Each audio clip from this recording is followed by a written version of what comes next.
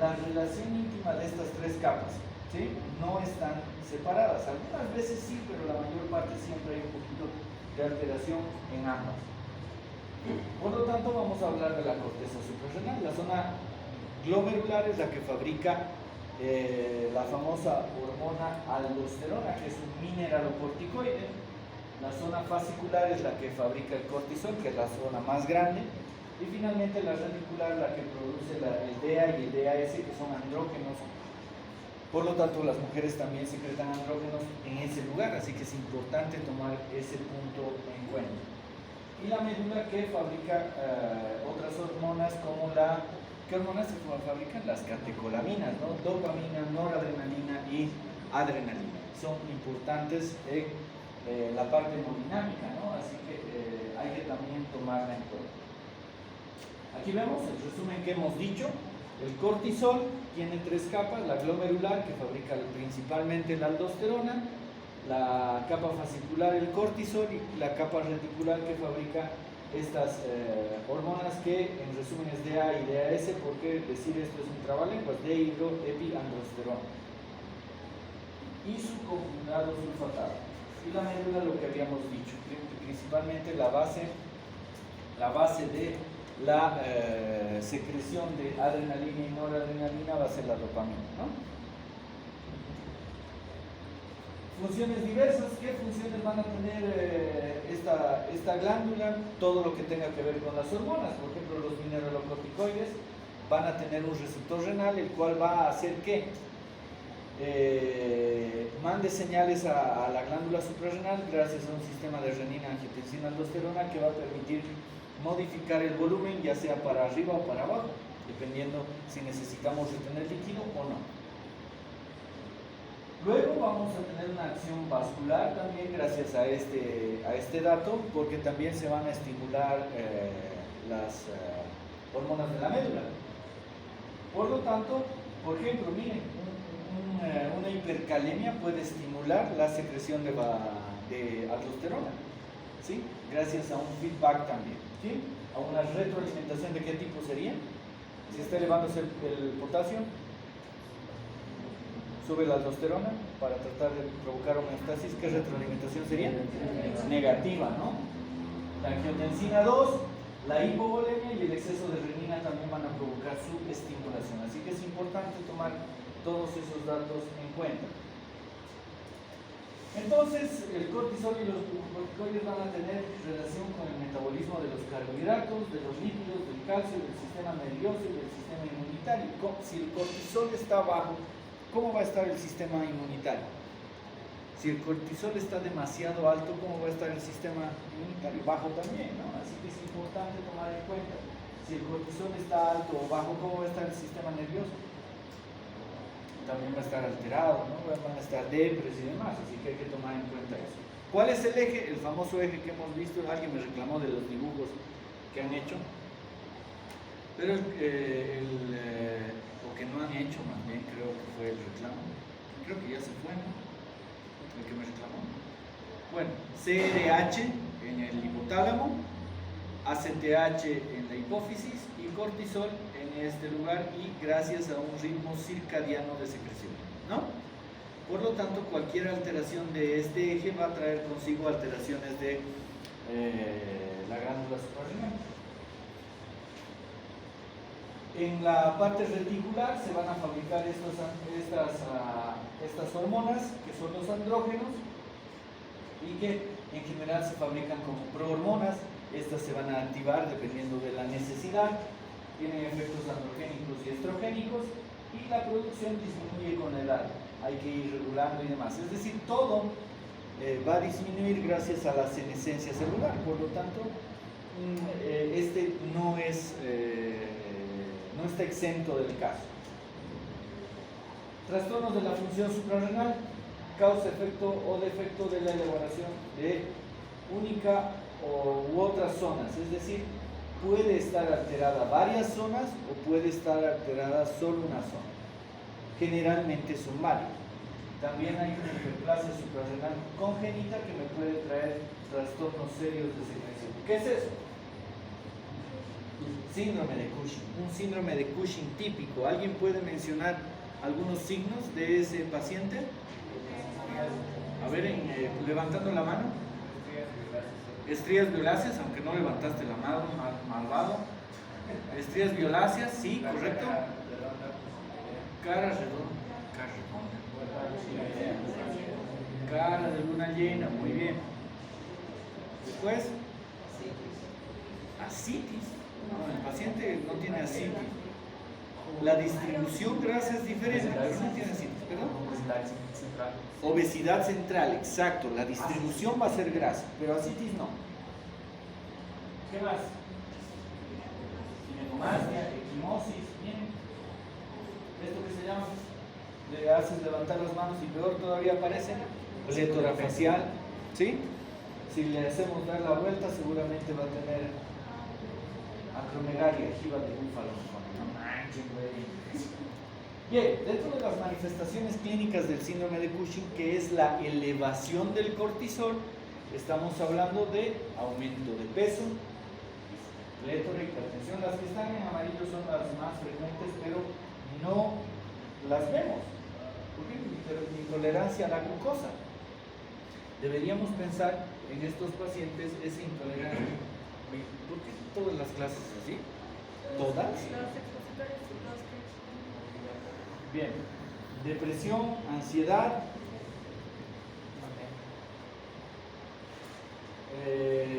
insomnio, disminución de la libido, inquietud, irritabilidad, llanto. Hay varios factores y también hay problemas de hipercoagulabilidad. Aunque las lesiones, pequeños golpes pueden provocar lesiones y equimosis, rápidamente coagula y se soluciona el problema. Alteraciones cognitivas también. Este es el paciente con Cushing, síndrome de Cushing. Habíamos dicho qué diferencia hay entre enfermedad de Cushing y síndrome de Cushing. ¿Cómo? La clínica, el síndrome se manifiesta en la clínica y en la enfermedad creo que es asentada por lo que es una lesión. ¿No tuvieras la misma clínica? La enfermedade de Cushing é primária, por el exceso de SPH. E ele síndrome. Sim. A enfermidade de Cushing você tem uma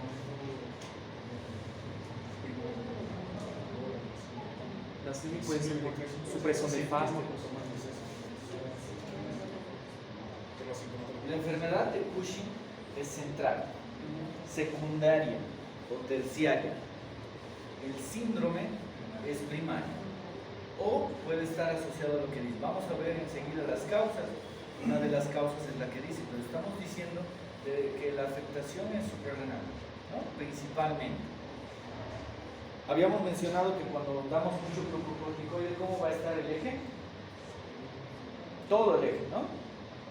Todo el eje va a estar suprimido. Y eso es lo que pasa en el síndrome de Cushing, pero secundario uso de glucocorticoide. Pero cuando es primario también se menciona de que es el síndrome de Cushing, ¿sí? Pero en algunos libros también van a ver que síndrome y enfermedad hablan de lo mismo, pero es importante recordar esos pequeños detalles. Así que los síntomas y signos que tenemos aquí. Exploración física, debemos ver anomalías en la distribución grasa, debilidad muscular proximal, el paciente nuevamente no levanta las manos, le cuesta, hay estrías púrpuras anchas, hay irritabilidad de nueva aparición, hay deterioro cognitivo, hay disminución de la memoria y oligomenorrea. En cortisol también, en trastornos del cortisol también va a haber alteraciones en las hormonas reproductoras, así que hay que tomar muy en cuenta esto. ¿Esto es de quién? ¿De quién? ¿De vos? Perfecto. Pruebas de laboratorio. Descartarse administración exógena. Eso es lo primero que debo preguntar y buscar. Si el paciente está recibiendo o no glucocorticoides. Lamentablemente los médicos somos expertos para hacer mal nuestro trabajo. Y uno de esos malos trabajos es administrar glucocorticoides como sea por largos periodos sin pensar en este tipo de alteraciones. Por lo tanto, lo primero que debemos hacer es preguntarle de todos los lados si está recibiendo o no glucocorticoides, pacientes asmáticos, con AR, con lupus y demás, debemos siempre pensar en este tipo de patologías. En fibrosis pulmonar estamos dando glucocorticoides, en EPOC estamos dando glucocorticoides a largo plazo y hay que tener mucho cuidado con estos pacientes. ¿Qué es lo mejor? En suero, al igual que la GH, no es fidedigno. ¿Sí? En acromegalia habíamos dicho, o en gigantismo habíamos dicho que la GH no es fidedigna. Por lo tanto, hay que tener mucho cuidado en solicitar el examen. El mejor examen para solicitar en este tipo de pacientes es cortisol en orina y saliva. Y lo que deberíamos ver es la hora en la que estamos solicitando. Si le solicitamos cortisol en orina PM, ¿cómo va a estar el cortisol? PM, postmeridio, bajo. Si le solicitamos AM, seguramente va a estar alto. Así que esto nos va a dar una mejor certeza en relación a la patología que estamos buscando. Se puede hacer también en orina de 24 horas y tomar en cuenta, por ejemplo, trastornos psiquiátricos que va a ser complicado tomarles la muestra, dime. Entonces, ¿cuál sería la hora buena de pedir este examen? Tú le puedes pedir a cualquier hora, le puedes pedir a AM y PM o en 24 horas, pero tienes que tener la certeza de a qué hora le estás pidiendo. Y también tienes que ver si vas a jugar con la retroalimentación, ¿sí? Si hablamos netamente de cortisol, no solamente de Cushing, y yo te doy hay una prueba de dexametasona, yo te doy dexametasona, ¿cuál sería la respuesta normal? Te pongo dexametasona en la noche, ¿cuál sería la respuesta normal del cortisol en la mañana? ¿Cómo? Su presión va a estar baja, pero si está alta, ¿qué sería? Cushing. ¿Sí? Así que también hay esas pruebas de jugar con la retroalimentación. ¿Sí? Como les decía cuando estábamos hablando de GH, a los niños se les hace trotar, se les hace poner activos por un buen rato, están cansados, se les toma la muestra y la GH se ha elevado. Si está baja significa de que probablemente hay una falta de esto, porque no siempre teníamos factor de crecimiento insulínico tipo 1. Van a ver en sus hospitales, no hay. En la Caja Nacional, por ejemplo, que es un hospital de tercer nivel, nadie lo ve, ¿no? De la Caja, nadie tiene familiares en la Caja. Hospital de tercer nivel. Bien. Medición de concentración plasmática de cortisol a medianoche también es importante. Y miren la precisión que podríamos tener en la noche también. Medición de cortisol salivar al acostarse también puede ser útil. Hay diferentes métodos como ven. Las pruebas de laboratorio, prueba de supresión de dexametasona, lo que habíamos comentado, hay una que se hace a los 2 días y hay una que se hace al día. Se puede utilizar simplemente 1 miligramo, hay algunos que utilizan 4 miligramos y ya debería disminuir la presencia de cortisol en sangre. Por lo tanto, es importante tomar la muestra al día siguiente. Prueba combinada de dexametasona y CRH. Imagínense, yo te doy CRH. ¿Cómo debería estar el cortisol? Debería elevarse. ¿Y si no se eleva? ¿Será central? Primario. Glándula suprarrenal. Hay algo que no le está haciendo caso a la CRH. O hay algo que no le está haciendo caso a la CTH. Porque la CRH es hipotalámica. Por lo tanto, puede haber también un problema en hipófisis. Así que hay que jugar con esas cosas. ¿Sí? Es jugar con la retroalimentación. ¿Quién? ¿No es de mi grupo? Alguien se me ha quejado de los dibujos. Eras tú. Sí, tú. Ay, no sé qué dibujar, ¿no? ¿O no? Parecido, pues. Muy bien. Síndrome de Cushing, entonces, ¿qué vamos a hacer? El test. Primer y segundo trimestre, tercer y tercer trimestre, si había aumento del cortisol o no. Luego solicitamos aumento del cortisol salivar, síndrome de Cushing confirmado. Ahí deberíamos ver la de jugar con el eje, solicitar también ACTH. Pregunta, tengo cortisol elevado, ¿cuál sería la respuesta normal de la ACTH? Disminuir. ¿Y si está elevada, qué sería? Central, hipófisis. Si la ACTH está baja y el cortisol está elevado, ¿qué sería? Entonces no deberíamos solicitar solo cortisol, deberíamos jugar con ACTH. Se puede solicitar eco, que es un poquito difícil y operador dependiente. Si hay un adenoma sí se va a lograr ver, pero si no, es mejor siempre solicitar una resonancia magnética o mínimamente una tomografía de abdomen con contraste en fase de glándula suprarrenal, porque a veces le piden abdomen nomás y no pasa nada. ¿Qué pasó? ¿Hay algo? No, no entiendo bien esa parte de ¿Qué no entiendo? que quieren más interés en estar pegada. A ver, eje corticótomo. Vamos a volver aquí. Aquí, eje corticótomo. ¿Sí? Imaginemos que tenemos cortisol alto. Si el cortisol está alto, ¿cuál sería la respuesta normal de la CRH y ACTH? ¿Cómo?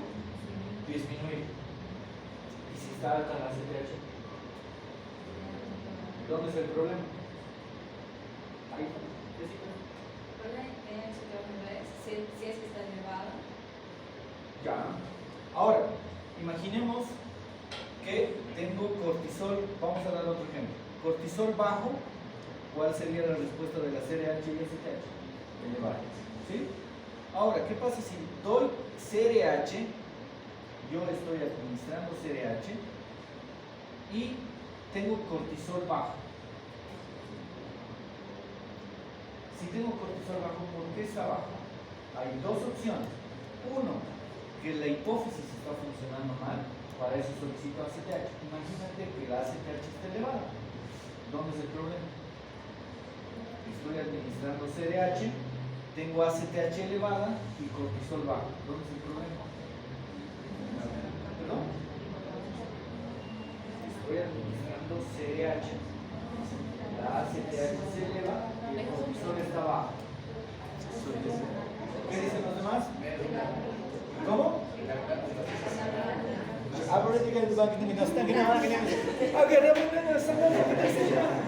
Oye, parecemos árabes. A ver, levanten la mano. ¿Glándula qué? ¿Cuál? Glándula suprarrenal, porque las tres son glándulas, ¿ah? Entonces, si estoy administrando CRH, ¿qué va a hacer? Va a ir a estimular a la ACTH. La ACTH se ha elevado, pero esta no responde, sigue bajo. El problema es ahí. Ahora, el otro ejemplo. Le doy CRH, ACTH baja, cortisol baja. ¿Dónde está el problema? ¿Sí? ¿Cómo dicen? ¿Hay chilenos aquí? ¿Cachai o no cachai? ¿No ven? Ahí. Con todo el respeto que se merecen. ¿Dónde está? Perfecto, aquí. Entonces, siempre acompañar con la ACTH y siempre jugando con la retroalimentación negativa. Eso es lo que tengo que hacer. A ver, les voy a dar otro ejemplo. Le doy levotioxina a un paciente que no tiene patología y la TSH sigue elevada. Sigue elevada. ¿Perdón? ¿Problema hipotalámico o problema hipofisiario? Porque olvídate del hipotálamo. El problema sería netamente hipotalámico, ¿no? Porque la respuesta hipofisiario, perdón, la respuesta sería bajar la TSH, pero sigue alta. Dime. Puede ser un adenoma hipersexual. Sí, por supuesto, pero es rarísimo. Pero es un ejemplo para que entendamos esa retroalimentación. ¿Sí? Bien, entonces va. Dime. ¿Qué pasó? Tenemos esas hormonas aquí en Bolivia para tratar con el DNA. ACTH, sí. No. CRH. CRH no, para administrar no. Porque lo bueno sería jugar con la principal de la hormona. Para saber cuál es. Si La principal es el cortisol, la primaria es el cortisol. No, estamos del eje. Claro. Digamos, en este caso, empezaremos a jugar con la CRH para ver si hay problema en la hipófisis o en la glándula directamente. Ajá. No hay esos hormonas. ACTH y cortisol hay, CRH no, pero tienes dexametasona, así que puedes jugar de la misma forma. Sabiendo de que el principal problema de cortisol, pensamos en cortisol, ¿dónde está el problema? Nuevamente, vamos, y esta pregunta ya la hice. tenemos problema del eje tirótropo. ¿En qué glándula pensamos? Tiroides. Eje corticótropo. Tenemos problema de cortisol. ¿En qué patología pensamos? Suprarrenal.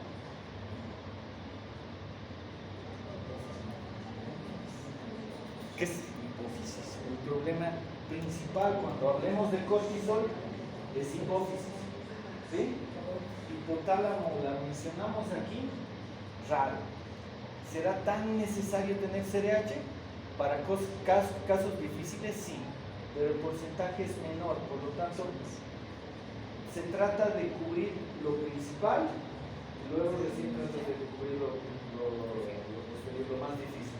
Por lo tanto, estamos en pañales todavía aquí en Bolivia y por lo tanto no tenemos muchas cosas.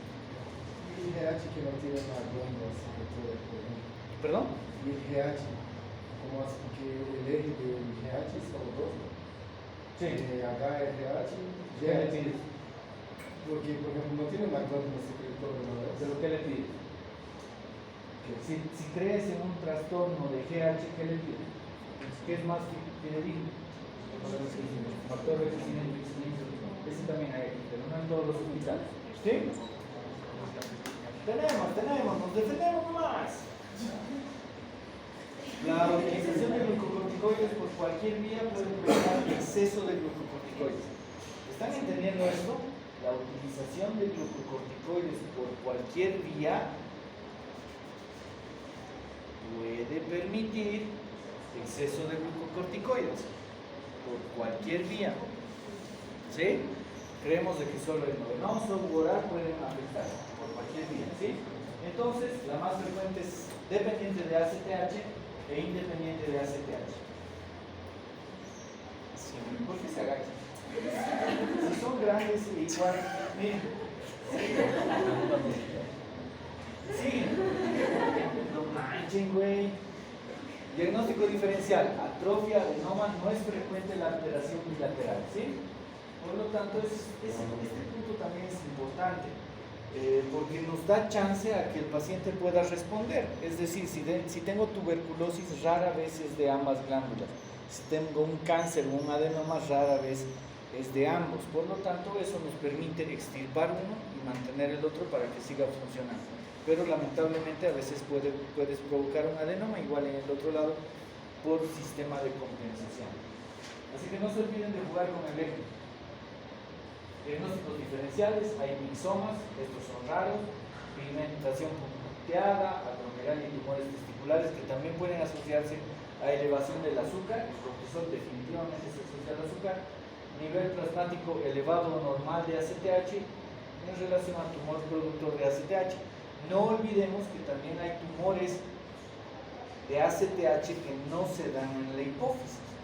Es decir, hay secreción ectópica de ACTH generalmente de pulmón. ¿Sí? Así que hay que también pensar en eso cuando no se encuentra patología real en hipófisis. ¿Qué es esto? ¿Resonancia o tomografía? ¿Resonancia? Perdón.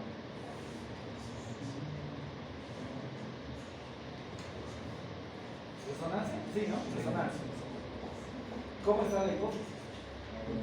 Grande, ¿no? Es un adenoma, un macroadenoma hipofisiario, hipersecretor de ACTH, y por lo tanto esa es la llamada enfermedad de Cushing cuando es un problema de hipófisis. Aquí vemos las diferentes causas. Miren, por ejemplo, hay un problema hipofisiario, hay una enfermedad de Cushing relacionada a la neoplasia endocrina múltiple tipo 1, síndrome de Cushing por ACTH ectópica, lo que estábamos hablando, y síndrome de Cushing que es mucho más raro, de secreción ectópica de CRH. El síndrome de Cushing no dependiente de la ACTH, que sería principalmente primario. Tumores suprarrenales, es decir, el principal problema es suprarrenal, ya sea benignos, ya sean malignos. Puede haber displasias familiares, pueden haber hiperplasias congénitas, pseudo-Cushing inducido por el alcohol y dosis suprafisiológicas de glucocorticoides. Por lo tanto, cuando utilicemos glucocorticoides son excelentes, es lo máximo, pero siempre tratemos de utilizar en pequeños cortos de tiempo.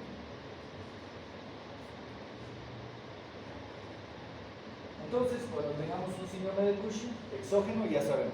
¿Qué hacemos en exógeno? ¿En qué pensamos? Cuando es Cushing exógeno, corticoides. Luego endógeno, si es dependiente o independiente, si es central o primario. ¿Sí? Y ya hemos dicho las causas importantes de cada uno de ellos. ¿Qué vamos a hacer de tratamiento? Si es exógeno, ¿qué hacemos? ¿Perdón? De aquí. Se muere. ¿Por qué se muere? Por disminución de cortisol en forma mayor. Pero no tiene cortisol. ¿Cómo está el eje si le das glucocorticoides? No, pero para disminuir tienes que hacerlo de forma gradual. ¿Cómo? ¿Alguna vez han visto hacer una disminución del glucocorticoide de forma progresiva y lenta?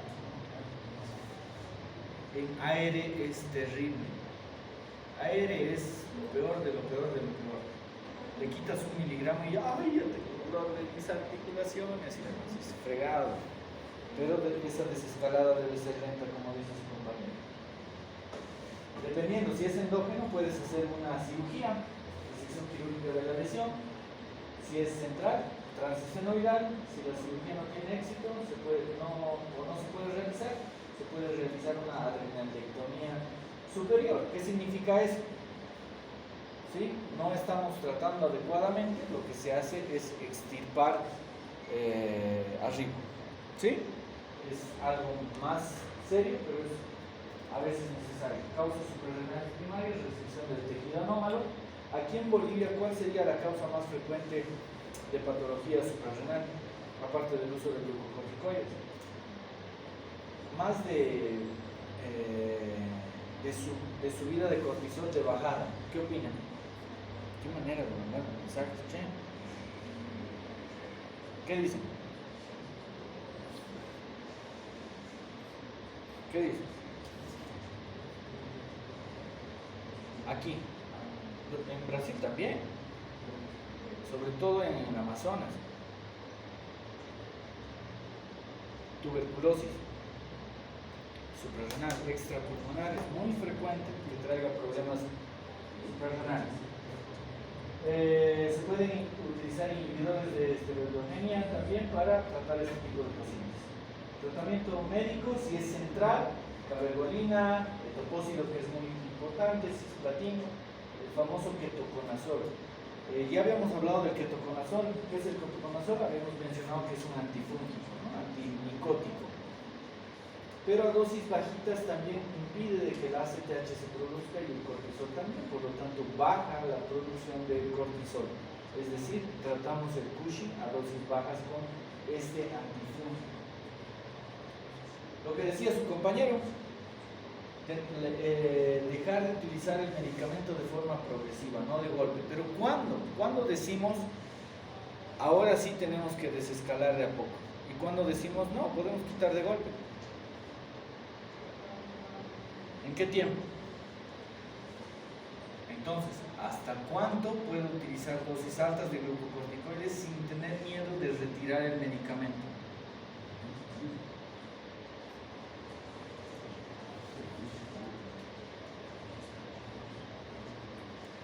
¿10 a 14 días?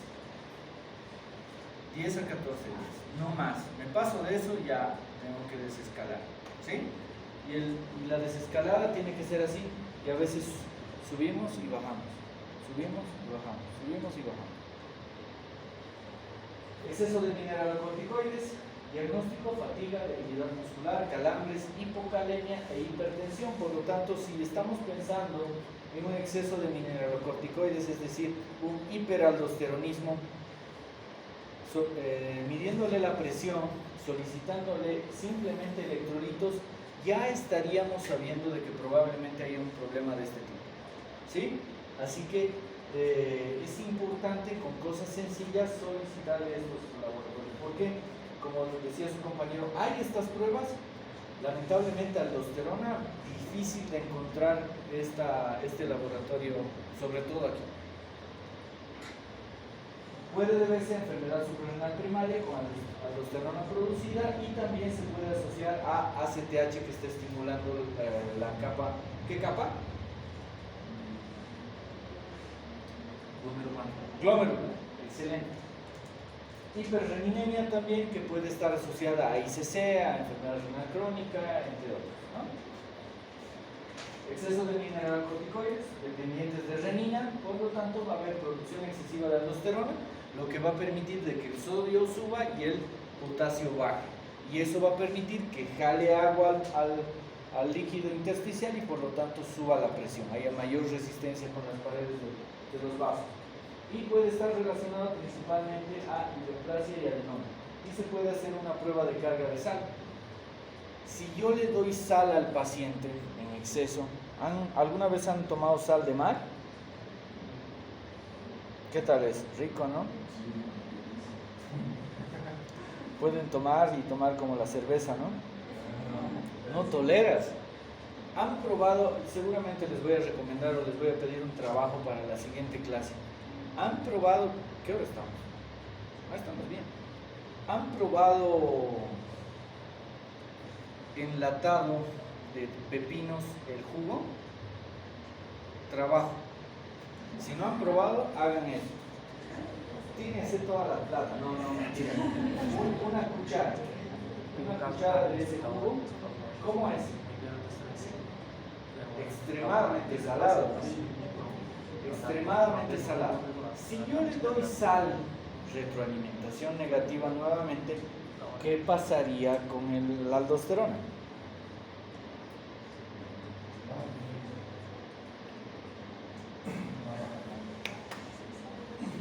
¿Qué pasa? Baja. Debería bajar. Esa es la respuesta normal. Por lo tanto, si no baja, puede ser de que esté produciendo de forma alterada, loca, en mayor cantidad. ¿Sí? Los aplazan y aplauden. Excelente. Tratamiento: resección laparoscópica de los adenomas, antagonistas de los mineralocorticoides. Antiguamente este medicamento se le decía diurético ahorrador de potasio, ¿no? Pero actualmente hay que expresarse de mejor forma y decirle que es un antagonista de los mineralocorticoides.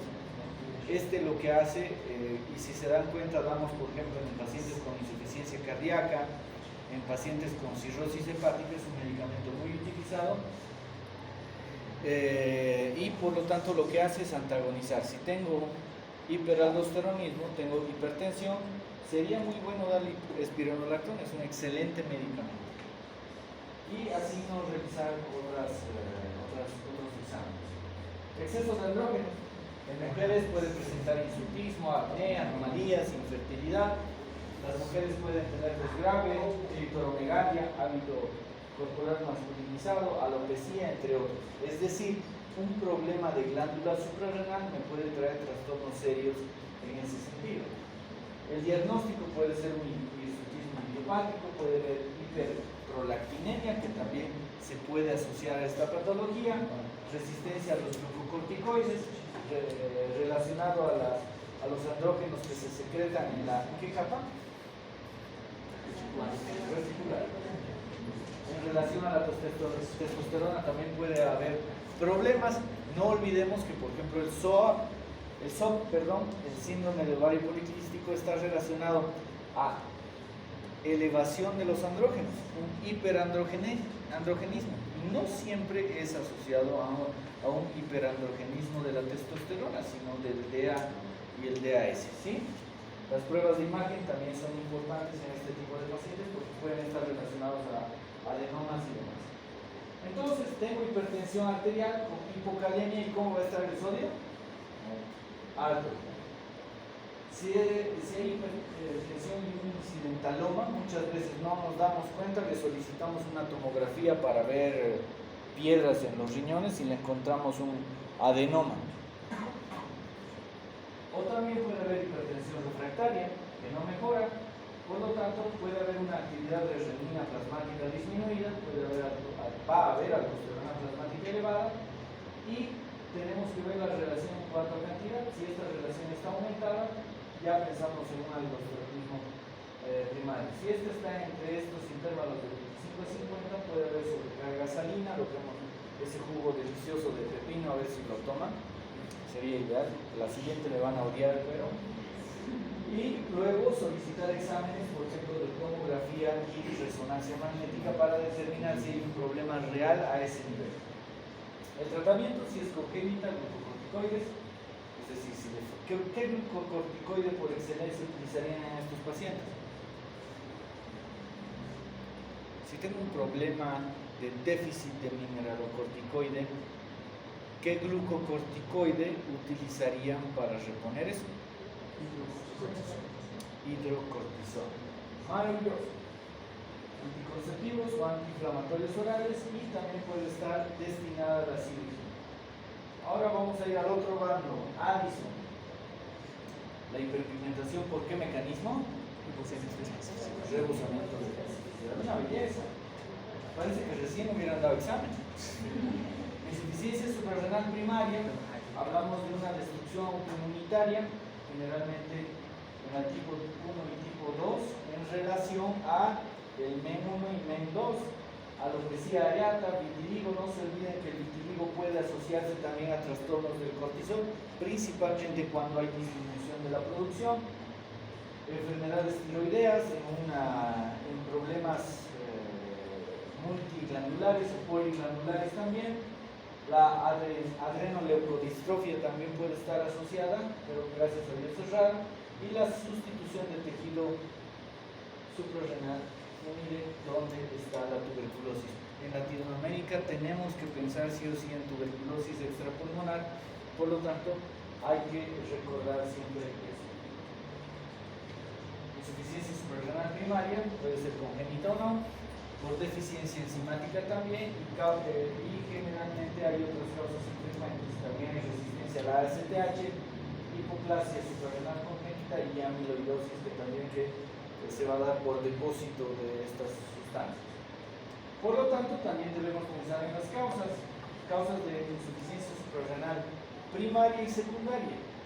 Si se dan cuenta, no tomamos en cuenta la parte terciaria.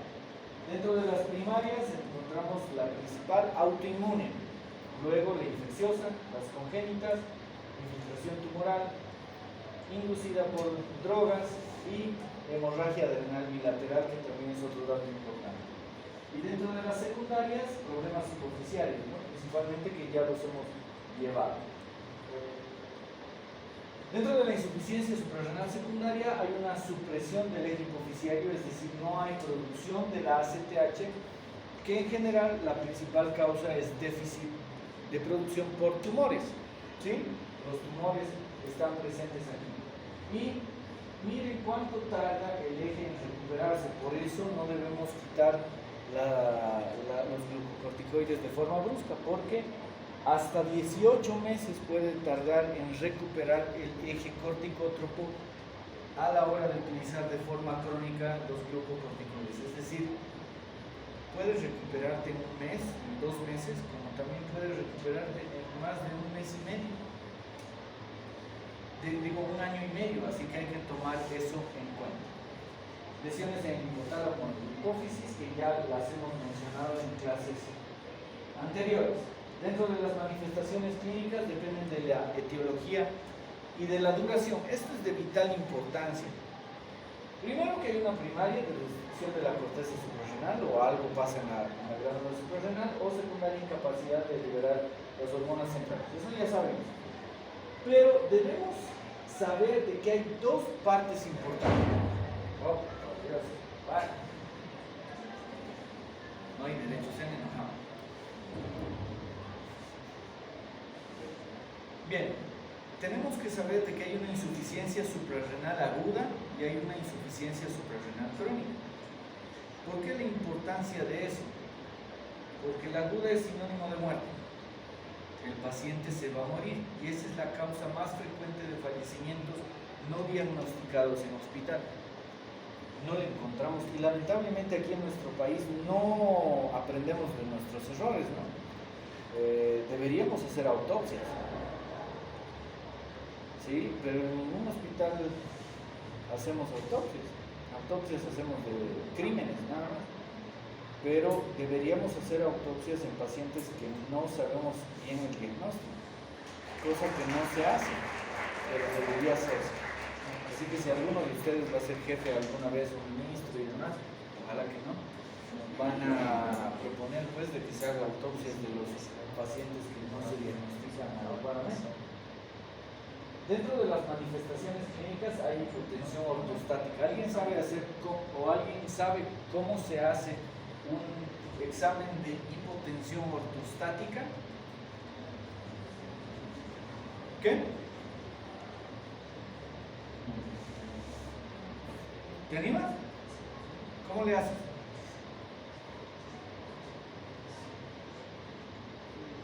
Echarle en una posición de que es para mejorar rápido. ¿Pero le mides o no le mides? ¿Cómo haces? ¿Le mides o no le mides? La presión, pues. Sí, claro. ¿Cómo haces?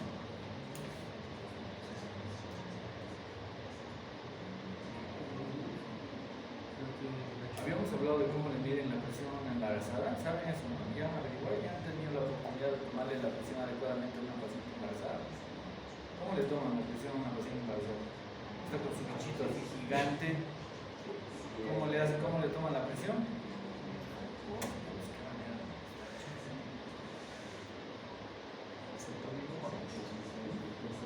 ¿Qué dicen? ¿Cómo le toman a una embarazada? ¿Ya estaban votando el ginecólogo? ¿Qué? Yo no sé si es correcto. 3 semestres de ginecólogo. Cuatro.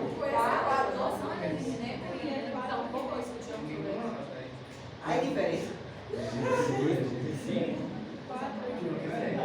¿Qué? Pero se imaginan tener una cosa así, una sandía prácticamente en la barriga. ¿Quién ha sido mamá aquí? ¿Qué tal es? Fregado, ¿no? Tener una papaya, una sandía ahí. Y esa sandía, si te echas de decúbito, aplasta los grandes vasos y modifica la presión. Por lo tanto, el decúbito dorsal no deberíamos tomar la presión. ¿Sí? Nunca. La paciente debería estar en decúbito lateral o sentada. ¿Sí? Pucha, qué manera de insistir. ¿Ya? Así que hay que tomar eso en cuenta. Cómo tomarle adecuadamente la presión. Y la presión ortostática también es una medida importante. Le tomas de echada, haces que se pare y debería modificarse muy poco la presión, pero si se modifica grandemente, la presión baja, más bien cuando te paras, ahí vamos a hablar de hipertensión ortostática. Agitación, confusión, choque circulatorio. Cuando estábamos hablando en la primera clase habíamos hablado del dolor abdominal. Estos pacientes vienen con intenso dolor abdominal y con diarrea, así que deberíamos tomar eso en cuenta. Fiebre, hiponatremia, hipoglucemia. ¿Por qué hipoglucemia? ¿Por qué hipoglucemia? ¿Por qué hipoglucemia? Contrarreguladora de glucemia, ¿no? Hipercalemia, eosinofilia, leve uremia y demás. Pero no se olviden, insuficiencia suprarrenal aguda es sinónimo de muerte. Aquí está. Insuficiencia suprarrenal crónica. Se van a dar cuenta, probando, por eso quisiera que prueben, para que se den cuenta que están tratando también. Cuando tengo insuficiencia suprarrenal crónica, quiero beberme una lata de este jugo. ¿Sí? Quiero sal. ¿Sí? Por lo tanto, es importante tomar en cuenta esto. Y aquí nadie aplaude. Antojo de sal, ¿sí? Y relación con hiponatremia y los mismos síntomas similares, pero no son tan marcados como en la duda, ¿sí? Diagnóstico, medir el cortisol también. puede descartarse. Miren, si el valor normal de un cortisol plasmático simple que no nos sirve de mucho es mayor a 524, probablemente ya estemos descartando la insuficiencia suprarrenal. Y si el valor probable es menos de 83 nanomoles litro, probablemente estemos confirmando el diagnóstico. Pero ¿qué pasa si le sale 200 o 300? Hay que solicitarle las otras pruebas, ¿sí? Pruebas para descartar sepsis, metástasis, otras enfermedades y pruebas de respuesta de cortisol a la ACTH endógena. Se puede utilizar ACTH o CRH endógena si no tenemos problema hipofisiario y debería subir el cortisol. Si no sube, también hay problemas, ¿sí? Tratamiento de insuficiencia suprarrenal aguda, hidrocortisona endovenosa. Definitivamente tenemos que ser agresivos al momento de dar este medicamento, porque si no le damos, ¿qué va a pasar? Se va a morir y rápidamente. Así que mientras más rápido actuemos, mejor. Y las hormonas no les van a reportar ese ratito. Sobre todo las hormonas, díganme en qué hospital las hormonas se reportan ese instante. Te dicen, no, solo hacemos, en la caja por ejemplo, solo hacemos hormona ACTH, bueno, no hay ACTH en este momento, hacemos cortisol solo martes y viernes. El paciente me llega miércoles, ¿qué hago? No voy a esperar, tengo que administrar el hidrocortisona, se va a morir si no el paciente, ¿sí? Porque tienen un efecto glucocorticoide como mineralocorticoide. Cuando tenemos sospechas de insuficiencia suprarrenal aguda, tenemos que pensar entonces en el eje y el tratamiento definitivamente debe ser inmediato, lo más rápido posible. Se debe realizar un soporte hidroelectrolítico, porque si tengo alteración del mineralocorticoide, ¿cómo va a estar el sodio? Bajo. ¿Cómo va a estar el potasio? ¿Qué? Alto. Alto, ¿verdad? Estoy haciendo alto, ¿sí? Por lo tanto, tenemos que jugar con eso. Si le doy hidrocortisona, lo que va a hacer, va a provocar ese efecto mineralocorticoide, va a retener sodio y va a bajar el potasio, y así que vamos a jugar con eso. ¿Le daría espironolactona a este paciente?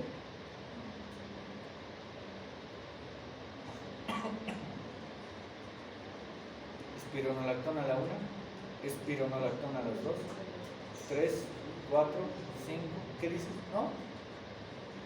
No, porque el potasio te eleva gracias a la espironolactona, lo vas a matar. Le damos glucocorticoides a altas dosis, el tratamiento de la causa, hay que determinar el tratamiento de la causa desencadenante, luego vemos la estabilización, el estudio etiológico y demás. Lo principal es salvarle la vida al paciente. Insuficiencia suprarrenal crónica, sustituimos la fisiología de los esteroides, más o menos se debería administrar 10 a 12 miligramos de hidrocortisona por metro cuadrado, más o menos equivale entre 15 a 20 miligramos de hidrocortisona al día por kilogramo, no por kilogramo, por dosis. Así que si le damos más o menos entre 5 y 10 miligramos de prednisona, el doble sería de hidrocortisol, ¿sí? Si el problema solo es de cortisol, ¿qué le damos? Déficit de cortisol. Y no hay problema mineralocorticoide. Le podemos dar prednisona. Si el problema es de ambos, tanto de la glomerular como de la fascicular, ahí le damos hidrocortisona. Gracias a Dios sí hay hidrocortisona en el país. Antes no había, por lo tanto teníamos que utilizar fludrocortisona y prednisona. La fludrocortisona es un medicamento mineralocorticoide, estrictamente mineralocorticoide, es decir, es un análogo de la aldosterona. Prednisona a esas dosis y salen los alimentos. Es una de las pocas patologías donde se debe indicar que utilicemos sal. ¿Cuánto de sal deberíamos consumir?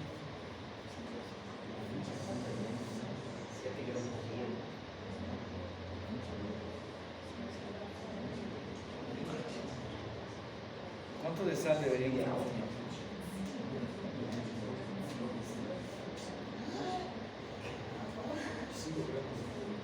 5 gramos, no más de eso. Un paciente hipertenso ya lleva hipertensión. 5 gramos. Menos de 2 gramos. Pero en ningún momento se le dice que a un hipertenso se le debería retirar la sal. Médico que dice debe quitar completamente la sal. No, ¿cómo es? Con respecto a los pobres jumentos. Educación del paciente. Obligación de tomar glucocorticoides. Debemos educar al paciente, porque este joven se va a encargar. A veces le decimos, tome prednisona, le damos 30, acá le damos 30 tabletas por un mes, toma las 30 tabletas y deja de tomar. Luego llega la emergencia, muere. ¿Quién es el desgraciado? ¿El paciente o el médico que le ha dicho que sin el medicamento es como el oxígeno? Sin ese oxígeno no va a poder vivir. Así que debemos educar a nuestro paciente a la hora de indicar estos medicamentos. Por lo tanto, debemos garantizar la dosis adecuada. Tenemos que hacer nuestro show, un drama a nuestros pacientes para que sepan que deben consumir. No le cuentan, ¿no? Me sirve de...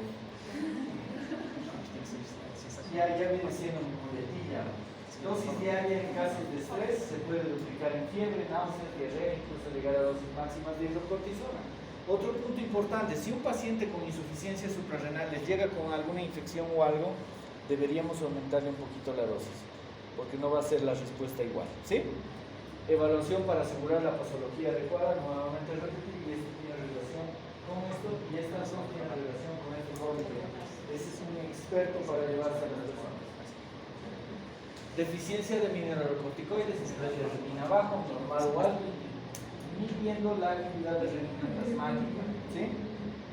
Podemos encontrar secundaria también utilización de AINES de hidrometacina, también se puede asociar a diabetes y también a nefropatía diabética gracias a alteración del sistema renina-angiotensina-aldosterona. Si no hay renina, no se va a metabolizar la angiotensina, no se va a transformar de angiotensina 1 a angiotensina 2 y por lo tanto la aldosterona no va a ser estimulada. Así que también puede asociarse a este tipo de problemas. Dentro de las manifestaciones, todo lo contrario al exceso de mineralocorticoides, hipercalemia, hiponatremia, alcalosis metabólica. ¿Y cómo va a estar la presión? ¿La presión?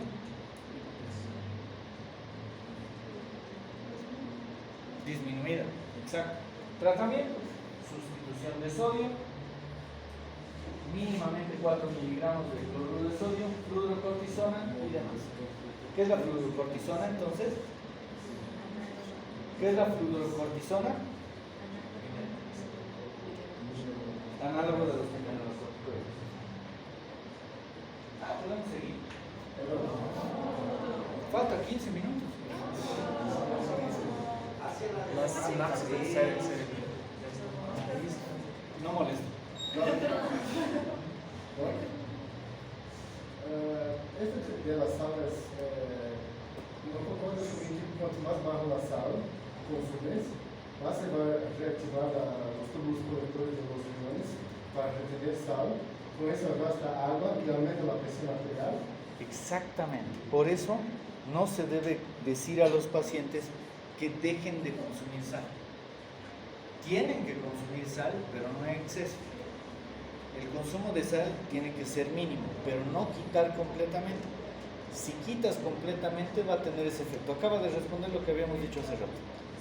Eso, lo que acabas de decir es importantísimo. Y hay muchos que no piensan en eso. Por lo tanto, 5 gramos de sal, estamos felices. Hay estudios, por ejemplo, que de hipertensión, en relación a la sal, no es porque comen mucho, comen poco. ¿Cuál sería el mecanismo? Es retroalimentación, ¿no? Retroalimentación negativa. Exactamente, tienes completamente la razón. Así que no restrinjan la sal completamente. No le digan no sal, que coma sal, pero en menor cantidad. ¿Sí? Y no me iba a olvidar de ustedes el día de mañana. Ya falta poco para que sean médicos. Así que nada, si no nos animamos entre nosotros, ¿qué vamos a hacer? Cada panadero alaba su pan. Así que feliz día, chicos. Gracias.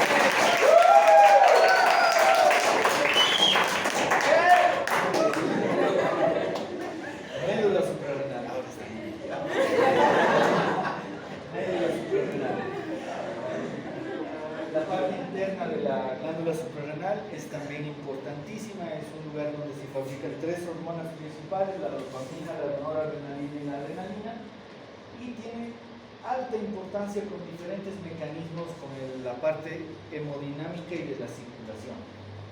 Esta zona en esta zona existen células llamadas cromáfiles que tienen estas características marrón oscuro, como ven claramente. Se diferencian en el centro de la célula. Miren aquí la imagen, ¿sí? Aquí están las células marrones. Algunas células van a migrar a los paraganglios. Eso significa que, por ejemplo, la dopamina no solamente se va a fabricar ¿dónde? Si les digo 3 lugares donde se fabrica la dopamina, ¿qué van a decir? Ahora están envidiosos. ¿Qué dicen? No. ¿Qué dijiste? Hipotálamo, glándula suprarrenal y paraganglios. ¿Sí? No solamente en hipotálamo. Sabemos que en el hipotálamo es una hormona inhibidora. ¿De qué hormona es inhibidora principalmente? Prolactina. ¿Sí? Anda a examinar. Mayor acumulación de células cromáfines fuera de la médula se localizan cerca de la arteria mesentérica superior. Esos son el famoso órgano del Zucker-Pancani. Muy bien. Entonces, aquí están las diferentes catecolaminas, la dopamina, la noradrenalina y la catecolamina con sus diferentes hidroxilos y demás. Por lo tanto, tienen un grupo catecol y un grupo adenino importante. Entonces, debemos saber que la adrenalina se sintetiza y almacena en la médula suprarrenal y se libera a la circulación sanguínea. ¿Sí? Entonces, se sintetiza y almacena en la médula suprarrenal. Ahí es donde se fabrica la adrenalina, o también llamada epinefrina, ¿no? La noradrenalina se sintetiza y almacena en la médula suprarrenal y en los nervios simpáticos periféricos. ¿Sí? Y finalmente la dopamina, lo que estábamos mencionando, la glándula suprarrenal, el hipotálamo y en los nervios simpático-miméticos, o también llamados paraganglios. ¿Sí? Así que es importante definir dónde se fabrican cada una de estas sustancias. No solo es un lugar específico, sino tiene varios lugares. Por lo tanto, debemos recordar que las catecolaminas participan en muchos procesos, como ser aumento de la frecuencia cardíaca. Si un paciente está entrando en paro o está en paro cardiorrespiratorio, ¿qué le doy? Noradrenalina. ¿Sí? ¿Por qué? Porque tiene una actividad en el sistema de conducción del corazón, lo que va a permitir de que vaya a responder y vaya a evitarse el paro. Aumento de la presión arterial, si se acuerdan en sus clases de fisiología, de farmacología y demás, hay diferentes tipos de receptores. Si yo les digo los receptores alfa 1, ¿dónde se encuentran? Los receptores beta 1, ¿dónde se encuentran? Beta 2, pulmones beta 2, corazón, ¿no? Alfa 1, vasos. Aumento de la contractilidad miocárdica, gracias a lo que hemos hablado, y aumento de la velocidad de conducción cardíaca, todos por receptores específicos. Vamos a conocer cada uno de los receptores para ya ir terminando, no se nos inconveniente. Alfa 1, postsináptico, que media la contracción vascular y del músculo liso, es decir, provoca vasoconstricción e hipertensión. Los alfa 2 se localizan en las terminaciones nerviosas presinápticas simpáticas e inhiben la liberación de noradrenalina, es decir, van a provocar hipotensión. Si yo tengo un medicamento que estimule los alfa 1, ¿qué voy a provocar? Si yo tengo un medicamento que antagoniza el alfa 2, ¿qué voy a provocar? Hipertensión, pues si antagonizo. A ver. Los beta 1 y beta 2 tienen efectos sinotrópicos y cronotrópicos positivos en el corazón y aumenta la secreción de renina y lipólisis en los adipocitos, provocan broncodilatación, vasodilatación en los músculos esqueléticos, gluconeogénesis y aumento de la liberación de adrenalina. Y los beta 3, que tienen más que todo que ver con la lipólisis y el gasto energético. También hay receptores dopa 1 y dopa 2 que generalmente se encuentran sobre todo en el cerebro, los dopa 1, también pueden encontrarse en en la parte renal y en el intestino. Y los dopa 2 son presinápticos que se localizan junto a las terminaciones de los nervios simpáticos y ambos pueden provocar, ¿cómo se llama? Hipotensión, ¿sí? Bajada de la presión. Así que es importante relacionar porque a la hora de ver la acción de las catecolaminas, vamos a entender que también van a estarse estimulando o inhibiendo estos receptores de forma importante. Y aquí tenemos todo. Este recuadro es importante porque aquí vemos que las alfa 1, ¿dónde se encuentran? Principalmente en el músculo lisovascular, en los nervios, músculo dilatador de la pupila. A ver, si el sistema simpático está alterado, ¿cómo va a estar la pupila?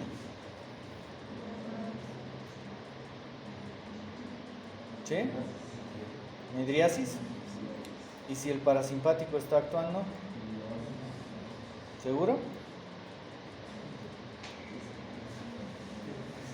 Ya les puse en duda, ¿no? Músculo lisofilomotor y corazón. ¿Qué acciones van a tener? Principalmente acción de vasoconstricción. Midriasis, qué más raro. Incremento de cierre de esfínter interno y vejiga urinaria. Por lo tanto, si la persona está estresada, ¿qué va a pasar? ¿Va a ir al baño o no? Alfa 2, receptores postsinápticos del sistema nervioso van también a estar relacionados a las plaquetas y a las terminaciones adrenérgicas y colinérgicas. Hay múltiples en el sistema nervioso, puede servir como agregante, vasoconstrictor, inhibe la lipólisis, inhibe la liberación de sodio y inhibe la liberación de insulina. Imagínense que su paciente ha tenido un corte. Hay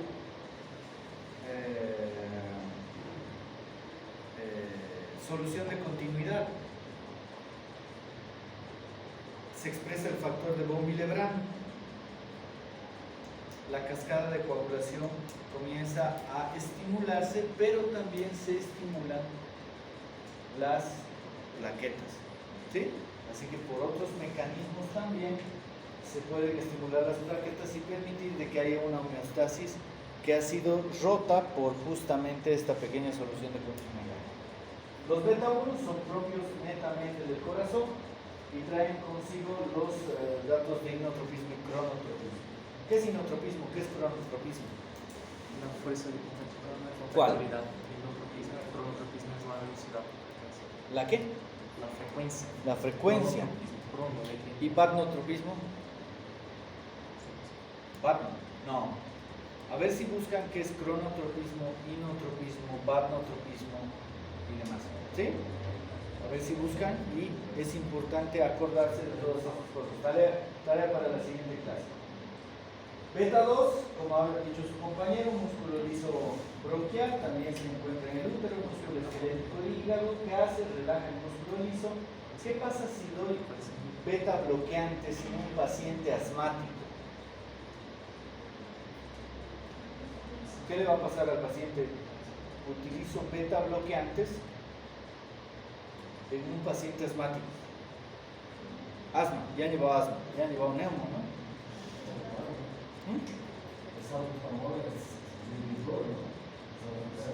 Beta bloqueantes. Hace poco andaba examen de tiroides, hipertiroidismo. Le das beta bloqueantes. ¿Qué beta bloqueante hay? Propanolol. El propanolol disminuye la frecuencia del corazón, pero aparte provoca otro efecto en el pulmón, en el bronquio, broncoconstricción. ¿Y un asmático qué tiene? Broncoconstricción. Lo puedo matar, ¿no? Puedo afectar. Por lo tanto, la pregunta ideal en un paciente asmático, bueno, la pregunta ideal cuando vayan a utilizar beta bloqueantes, ¿tiene asma? ¿Tiene rinitis alérgica? Y si no tiene, recién pueden utilizar el medicamento. Lo pueden matar con beta bloqueantes. Beta 3, adipocitos, provoca lipólisis. Dopa 1, músculo lisovascular, vasodilatación renal. Y dopa 2, terminación sináptica, módulo de liberación o neurotransmisor. Vamos a quedar aquí, chicos. No sé si hay alguna pregunta, duda. Ya terminó. Ya. ¿Alguna pregunta, duda? ¿Algo que no esté claro?